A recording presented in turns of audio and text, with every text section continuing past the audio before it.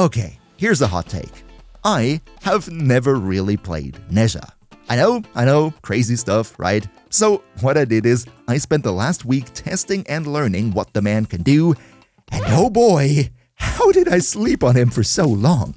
I'm talking up to 99% damage reduction, crazy gun buffing, and of course, one of the most broken nuking abilities in the game. So, in today's Warframe guide, I'm gonna show you what Nezha can do in 2026 and how to build him so you can do all of this madness here for yourself. Big shout out to all our generous channel members for keeping the lights on, and now, let's jump right into it. But as always, let's start talking about the man's skills, and here the first thing I want to look at would be the passive. This one is pretty straightforward, quite literally. Nezha slides 60% faster and goes 35% further. What that means in practice is, whenever you play Nezha, it kinda sorta feels like you're walking on ice. If you want to amp up that effect even more, you could use mods like Cunning Drift, Maglev, or Streamlined Form. All these slide bonuses stack additively with Nezha's passive.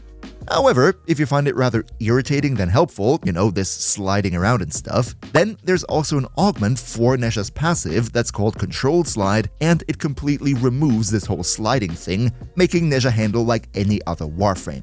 And yes, just to be 100% clear here, this augment goes in the Excellent slot, so it's not taking away any of your 8 main mod slots. I think it's a good compromise if you like Nezha himself, but really don't feel the whole slidey nature of him. Next, let's start talking about Nezha's 4 main skills, and here I actually want to start out with his 3. I know it might sound kinda random, but trust me, I'm going somewhere with this. Nezha's 3 goes by the name Warding Halo, and what it does is pretty straightforward. This right here is your survivability tool. When you cast it, you summon a ring of fire that surrounds you. This ring has its own health pool that you can see in the bottom right corner of the screen, and the health of this ring scales with the following modifiers. First of all, it has a bit of a base health value. On top of that, the more armor your Nezha has, that base health increases, but the main way to increase this health would be to soak up damage, because after you cast it, you become invulnerable for 3 seconds, and during that time period, similar to Rhino's Iron Skin, this ring will soak up all incoming damage, add a multiplier on top of it, and all that will then be added on top of the ring's health itself. Now, why would you want that ring to have a lot of health? That's pretty simple, because while the ring is up, you gain 90% damage reduction. To be more precise, the way it works is that you take 10% of the incoming damage, and the ring soaks up the other 90% onto its health pool. So, in other words, as long as the ring has health, you're very, very tanky. However, if the ring's health goes down to 0, then also your 90% damage reduction will instantly be gone. It's really similar to Iron Skin in that sense, with the only difference that Iron Skin is full overguard and the ring is just a 90% damage reduction. By the way, this would be the perfect opportunity for you to make Rhino Nezha references in the comments down below. You're welcome. Warding Halo also has an augment mod called Safeguard, and this one is pretty meh. What it does is you can cast this skill onto allies as well with 50% effectiveness. So yeah, if you want to protect your allies a little bit, you can surely use it, but overall I don't think it's necessarily all that great of an augment. Up next, let's talk about Nezha's first ability, Firewalker, and now you're also going to see why we actually started out with his 3. What Firewalker does is, it basically sets your shoes on fire. When you cast it, you gain bonus movement speed, and you leave a trail of flames behind you wherever you go. When enemies touch these flames, they will take heat damage, and it also has a high status chance to set them ablaze.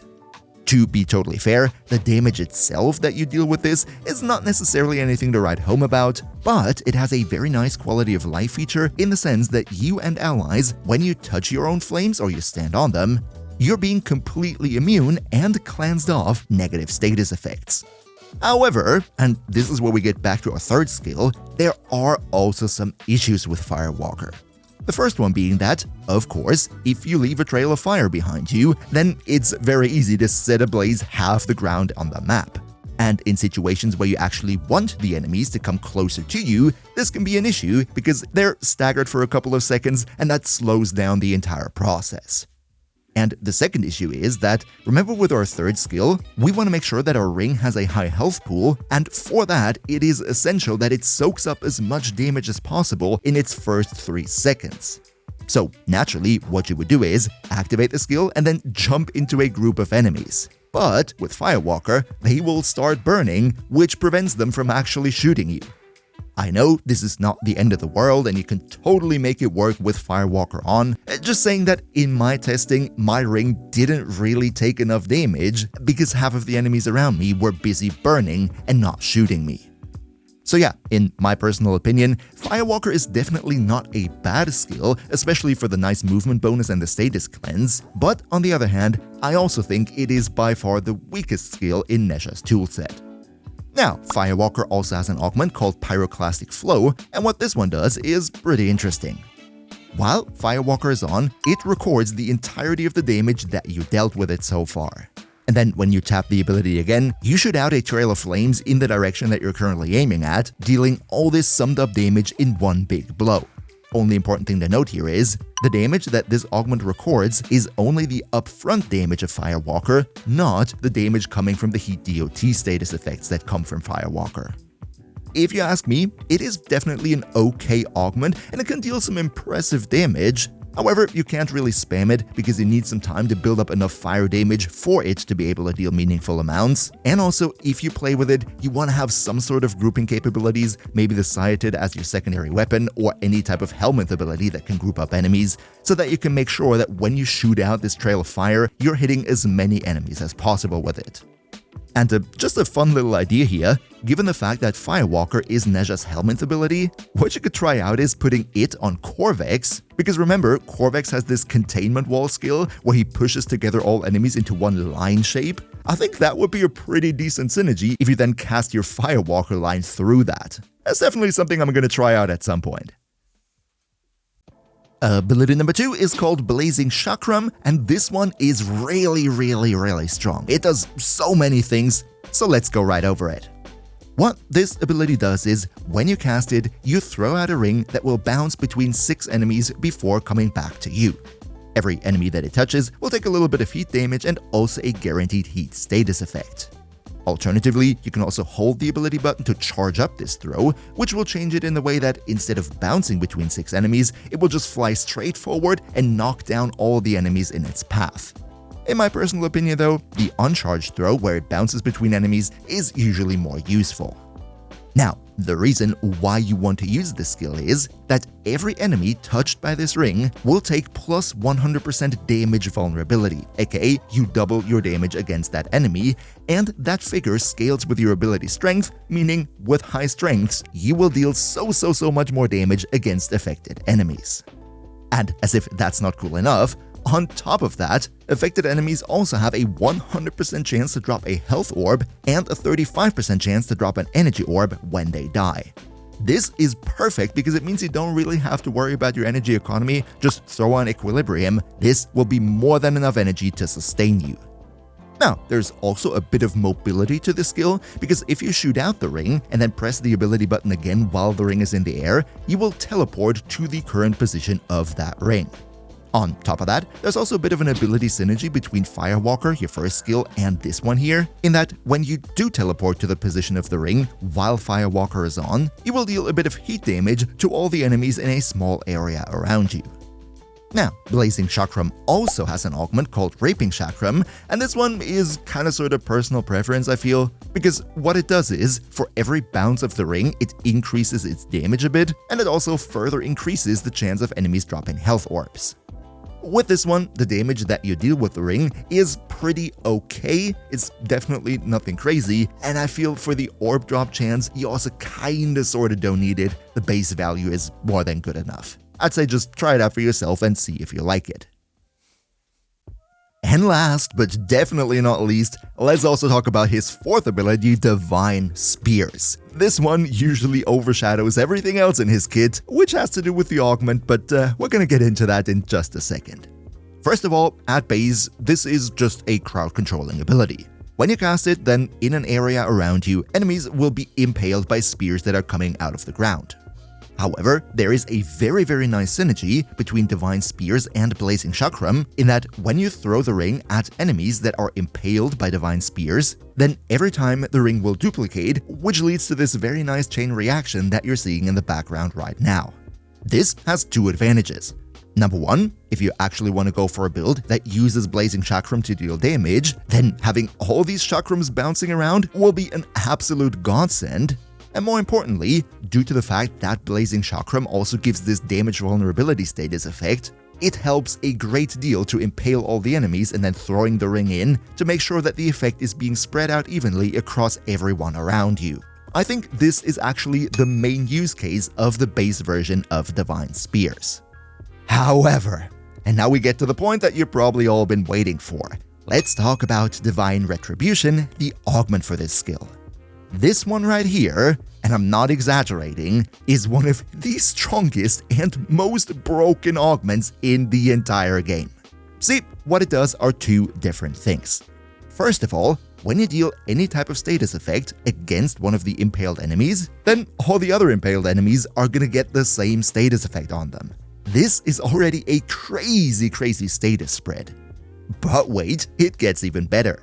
On top of that, what it also does is, when the duration of Divine Spears ends, then it will look at all damage over time status effects that are on the impaled enemies and take all the remaining damage ticks that would have yet to hit the enemy, combine it into one big number, give it a multiplier on top, and deal it to those enemies as one big damage instance. If you've ever played with the Harmony, that's kinda sorta the same thing.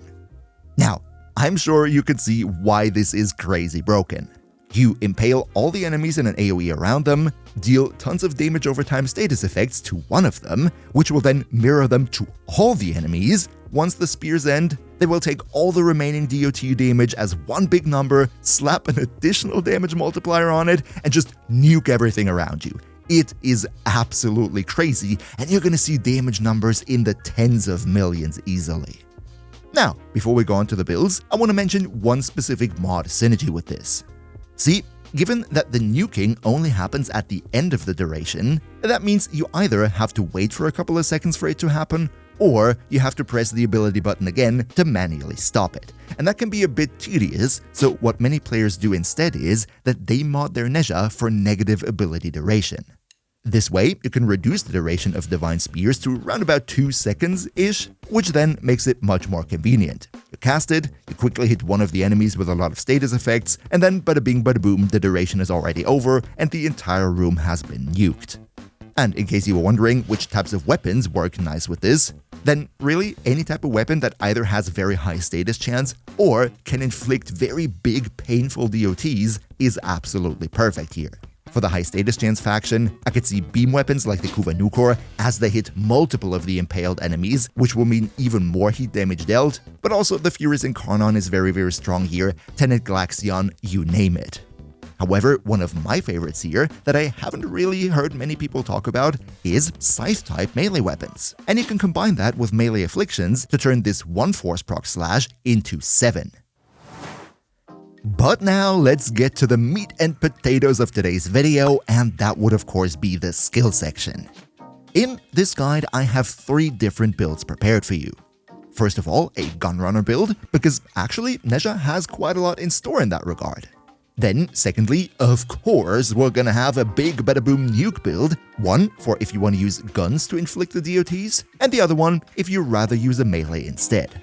And then thirdly, I also came up with a pretty stupid but very darn fun chaotic meme build if you want to call it that. However though, let's start out with the Gunrunner. As per usual, let's start out by going over different helmet options. And the first question here of course would be, which skill do you actually subsume over?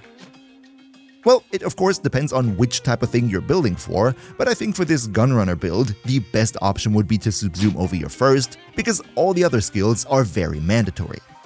As for which helmet ability you actually want to use, for this Gunrunner build, there's actually nothing specific that you really need, so you're completely flexible. If you want to keep it standard and strong, then Roar Nourish is of course always possible. Or maybe, if you want to have more armor stripping, you could go for Tharo Strike from Styanax. This one is not only great for defense reduction, but since we got the Theros lethality augment, that also makes it that we deal so much more crit damage on top, which is a nice synergy, especially against those tougher to crack nuts. For the sake of today though, I went with Roar because it is just universally useful. Now, let's next talk about the Archon shards, and similar to the helmet abilities, the pattern continues. You are free to do literally whatever you like. The only thing that I would highly recommend on Nezha, regardless of the build, is going for 1 or maybe even 2 yellow shards into more casting speed, as I feel that the casting times on Nezha can get a little bit tedious if you don't have those. Other than that though, go for whatever you like. More red shards always work for more ability strength, duration, you name it. But you could also go for blue shards to get more maximum energy if you maybe want to replace your flow mod in the build. Then, and this is specifically nice on Nezha, because all of your skills kinda sorta deal heat damage, you could use an orange shard to increase your crit chance to pistol type weapons when you take out an enemy affected by heat. That's a nice synergy, especially if you, let's say, want to use the Furious Incarnon or the Kuvanukor as one of your weapons of choice here.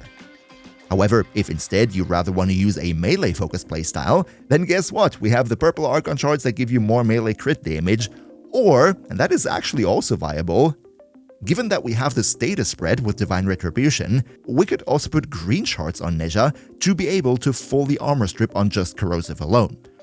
But okay, let's talk about the build itself, and this right here would be it. First of all, Aura, excellent slot. This one is completely personal preference. I went for Growing Power for a bit more ability strength and Controlled Slide because I feel, especially with a weapon-focused playstyle, I personally just don't like the sliding all that much. If you feel different about it, sure, use something else. The survivability for this build comes with a health tanking approach where we use a health mod, in my case Archon Vitality, in combination with adaptation that gives us up to 90% damage reduction, and then the 90% damage reduction from warding Halo on top. Now, to be 100% fair here, for this Gunrunner build, you don't need Archon Vitality because the doubling of the heat procs doesn't really benefit us here, and ideally, you would want to go for Umbral Vitality in this slot because it nicely synergizes with Umbral Intensify, but as you can see, this one would require me to invest in Umbral Forma. Just saying, if you want to go all in on Nezha, this would be my recommendation. Up next, we go with Prime Continuity for a little bit more ability duration. I think that is convenient across the board. Equilibrium for the energy economy. As we said, your second skill massively increases the chance of getting health orbs, so that is perfect energy printing basically there. And Primed Flow to have more maximum energy. Finally, we go with Blind Rage for more ability strength, and I also decided as a sort of flex slot here to go for Stretch, because this way we increase the range of our impalement spear, so to speak, to 27.55 meters, and that I think is really good for spreading the status of our second skill.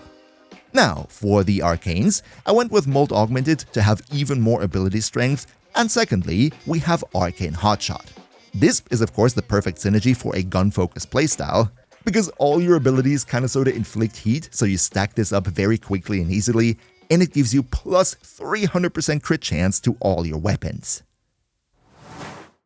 But alright, so much for the Gunrunner playstyle. Let's now talk about what you probably came here for, and that would be the 2 versions of the NUKE build. First of all, let's go over the Gun NUKE build, where we're gonna use a weapon to inflict all the status effects that are gonna blow up the entire room. As a helmet ability, I would highly recommend going for Roar here and putting that over your first, because while yes, it is of course boring yada yada yada, what you're relying on with this playstyle is to deal as many damage over time status effects to the enemies as possible for Divine Retribution to combine all that DOT into one big damage number. So naturally, you want to amp up the DOT value as high as possible, which means faction damage is a must, and given that there are multiple enemy factions where there is no faction damage mod, Roar is the natural solution here.